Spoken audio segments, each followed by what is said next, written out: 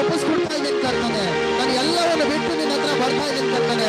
ಮೋಶೆ ಯಾವ ರೀತಿಯಾಗಿ ಎಲ್ಲಾ ಜನರನ್ನು ಬಿಟ್ಟು ಒಬ್ಬ ಮಾತ್ರ ಹೋದ, ಅದೇ ರೀತಿಯಾಗಿ ನೀವು ಎಲ್ಲವನ್ನು ಬಿಟ್ಟು ಆತನ ಒಳಗಡೆ ಹೋಗ್ಬೇಕು.